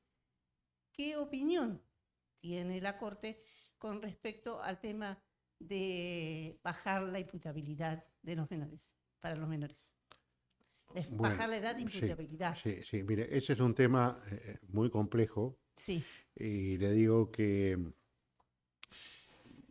yo he trabajado en la reforma de todo el sistema en mi país. En el año 2006 se aprobó un código de la niñez y adolescencia que tiene una parte penal también, porque es un código que pretende, como los códigos originales de infancia, abarcar todos los temas, tiene hasta normas laborales. En el caso de mi país, yo creo que acá hay un tema de etiquetas en Argentina, de qué se habla cuando se habla de inimputabilidad. En mi país, cuando se habla de inimputabilidad de las personas menores de edad, se habla en el sentido que no pueden ser derivados sus casos de las eventuales comisiones a infracciones a la ley penal. Una persona a partir de los 18 años recién, conforme a la Convención de Derechos del Niño, puede ser imputada penalmente por la comisión de un delito. Por debajo de esa edad, en mi país, y esa es la solución que yo creo, hay una responsabilidad restringida entre los 13 y los 18 años, etapa que se define como edad de adolescentes, en la cual son sometidos a un régimen penal especial que no es el régimen de adultos. Tradicionalmente la solución argentina fue una imagen híbrida, algo híbrido, porque mi país venía de un sistema en el cual por encima de los 18 años se era responsable frente al sistema penal, por debajo de los 18 años no había responsabilidad de ningún tipo, pero sí se le aplicaba correcciones que determinaban a veces años de prisión, etcétera, etcétera. Entonces, el sistema de la Convención, hay inclusive dos observaciones generales del Comité de Derechos del Niño, es ese. Y lo que se considera inimputable es la persona que está por debajo de, en el caso de mi país, de los 13 años, hay otros de 12, pero ese sería el verdadero inimputable, que no puede ser sometido a ningún tipo de proceso de reproche, digamos así, de acción de reproche. Eso es lo que ha determinado. Vuelvo a repetir, creo que una es la observación general 10 del Comité de Derechos del Niño, pero hay otra posterior, pero esa es esa es la línea de solución. Ahora, eso significa la construcción de un sistema de responsabilidad penal adolescente con jueces especializados y con instituciones especializadas que cumplan realmente los fines de resocialización, que son los esenciales. Porque ¿cuál es la diferencia entre un adulto que comete un delito y una persona menor de edad que comete un delito? Que la sociedad entiende respecto del adulto, salvo la configuración de determinadas circunstancias atenuantes como la primariedad y otras, o cuando no existe riesgo de reincidencia, que la aplicación de la pena tiene un contenido educativo, pero es fundamentalmente retributivo. En el caso de esta responsabilidad personal abreviada, hay un componente mínimo retributivo, pero lo que es esencial es el contenido socioeducativo de la medida. De qué manera una persona que no es mayor de edad puede ser ayudada a no seguir cometiendo delitos. Y esa es la finalidad de un sistema penal juvenil, sin perjuicio de que todos sabemos que hay situaciones muy difíciles de redimir, pero el sistema funciona de esa manera. O sea que no va a haber, no habrá un punto del Grupo Interamericano para observar, digamos, si se bajara la pena a menores, entre menores de 18 años, estando este híbrido que usted maneja muy bien, que me parece que el que estamos. Bueno, la Corte ya se ha pronunciado sobre el sistema argentino en el caso de las condenas a perpetua, ¿no? Sobre eso ha hablado el sistema vigente hoy en Argentina. Claro. Entonces, en fin, pero eso es lo que, esa es la normativa del sistema universal y que la Corte la ha recogido en parte en la opinión consultiva 17 del 2002 y en la opinión consultiva 24 del 20, creo que es, sobre niños migrantes, también de alguna forma hace referencia a las condiciones de privación de libertad, etcétera, etcétera. Gracias. Gracias. Había otra pregunta más por allá atrás, ¿no? Buenas tardes. Sí. Bueno, antes que todo, muchísimas gracias por su exposición y por este interesantísimo espacio de debate. Mi nombre es Eduardo Olivero, yo trabajo en el Ministerio Público Fiscal y quería aprovechar para comentar, usted mencionó a Ferraioli, ¿no? Y un autor que, como todos sabemos, ha insistido tanto en la importancia de considerar la validez tanto formal como sustancial, superando en su posición una visión expresa como la de Norberto Bobbio, pero manteniendo el criterio de juridicidad en la validez, la idea misma de validez, ¿no? No es la relación derecho-norma, sino norma y ordenamiento jurídico. El criterio de juridicidad estaría allí. Ahora, una de las cosas que llama la atención en el tren de esta propuesta de insistir en el discurso garantista, y dicho sea de paso, me parece oportuno recordar, aunque sea unos segundos, era uno de los temas que charlábamos recientemente con el doctor Oscar Fapiano, que fue uno de los juristas que estuvo en la Corte Interamericana y que integró el judicial local. Y él decía, esta propuesta que tenía Ferraioli de escindir la institución de garantía de las instituciones gubernamentales. La idea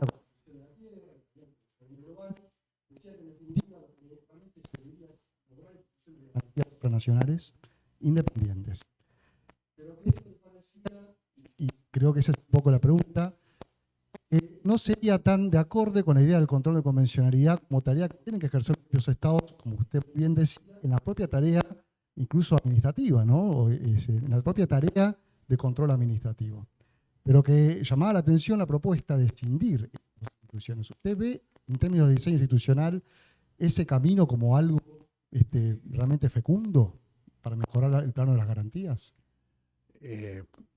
Mire, Ferraioli es un hombre muy creativo, lo respetamos absolutamente, también está hablando hoy de una constitución por la tierra y está generando, me han contactado por ese grupo de trabajo. Yo realmente pienso que puede haber muchas especulaciones desde el punto de vista de la teoría general del derecho. Se pueden plantear muchas cosas diferentes, pero yo voy por otro lado. Yo voy por el lado de que soy un absoluto convencido de la necesidad de un Estado democrático de derecho, pero no solamente a nivel nacional, sino también a nivel internacional, a nivel global. Entonces, lo que creo que estos tribunales, el Tribunal Europeo, el Tribunal Africano, la Corte Interamericana, de alguna forma con otras características, el Tribunal General de Justicia de la Unión Europea, el Tribunal de Luxemburgo, es lo único que tenemos de un Estado democrático de derecho a nivel global. Son sistemas judiciales creados por los propios Estados para actuar a nivel global. Con sus imperfecciones, con sus dificultades, etcétera, etcétera, a mí me parece que una operación de cirugía mayor, como es la que propone Ferraioli, la podemos manejar a nivel teórico, pero inclusive no veo qué posibilidades tiene institucionalmente de avanzar. Y también creo que los estados deberían admitir, está el ejemplo de la Unión Europea, una federación de estados que tienen su propio parlamento, tienen su poder ejecutivo. Es decir, ¿por qué no pensar en unas Naciones Unidas que nacieron amputadas en su posibilidad de decisión con los vetos de los miembros permanentes del Consejo de Seguridad? ¿Por qué no pensar que que la Asamblea General de todos los estados del planeta son un poder legislativo en ciernes y que pueda haber un ejecutivo con realmente poder? Porque si nosotros vemos, primero, el orden nacido en el 45, a partir del 45 es un orden que no existe más. Porque empezó siendo el orden de los ganadores en la Primera Guerra Mundial, luego aparece el mundo bipolar y ahora aparece China, y es un orden que hoy no permite asegurar la paz, que era una de sus razones fundamentales de existir. Fue bastante pobre la tarea de enfrentar la pandemia, y tiene una serie de actividades que son muy, muy importantes, pero que dependen en gran parte de la buena voluntad de todos. Pensemos en UNESCO, pensemos en UNICEF, pensemos en el ECOSOC, en fin, hay una cantidad de organismos que son muy importantes y que tienen su propia dinámica de funcionamiento y que son positivos. ¿Y por qué no pensar que idealmente que podrían ser una suerte de ministerios de un gobierno más global? Pero yo me inclinaría por una transformación institucional más que otra cosa. Pero esto sí es absolutamente especulativo. Bueno, muchísimas gracias. No, hay una pregunta, no quiero coartarle. Y esta sí es la última. Después aplauden. Sí, adelante. Buenas tardes. Buenas tardes. María Zanini, jueza electoral de la provincia. Mi pregunta apunta al artículo 23 de la Convención, específicamente acerca de las razones que la norma establece para restringir los derechos políticos. Sí. Ya la Corte se ha expedido acerca de que el término exclusividad no implica taxatividad, pero específicamente acerca de la razón de condena penal por juez competente. Si usted puede aportar al debate, o si tiene alguna opinión formada acerca de si esa condena tiene que ser firme, o si puede ser en primera instancia o doble conforme. ¿Qué pregunta? No, pensé que la pregunta venía por otro lado. Nosotros, es decir, hay una sentencia sobre este punto, la interpretación del 23, causales de destitución de funcionarios públicos, que es la sentencia del caso Petro. Petro versus Colombia. Petro era alcalde de Bogotá y es destituido por la Procuraduría de Colombia, que tiene este poder constitucional de destituir funcionarios públicos de la más alta jerarquía, pero que es un organismo administrativo y sin sentencia y que no es un juez penal. Y la Corte dijo que esa destitución había sido por esa razón inconvencional y recomendó ajustar la legislación. Hoy hay un debate, un gran debate en Colombia sobre si una ley que fue aprobada contempla o no la sentencia de la Corte, y la Corte de hecho creo que va a ser en estos días, en este tiempos, va a supervisar el cumplimiento de la sentencia. Nunca se nos ha planteado eso, si puede valer suspensión, por ejemplo, una sentencia de primera instancia. Eso nunca se nos ha planteado. Sí, la pregunta apunta sobre todo a las legislaciones que están surgiendo, similares a ficha limpia en Brasil, donde se restringe el derecho político pasivo de ser candidato. Sí. Una doble instancia. Sí, que se restringe por decisión del Tribunal Electoral, ¿no? Bueno, eso es lo que está planteado. No, la Corte, me remito por ahora a lo que la Corte dijo en una sentencia que yo firmé en el caso Petro. Pero está planteado y no quiero adelantar. Bueno, ahora sí, muchísimas gracias.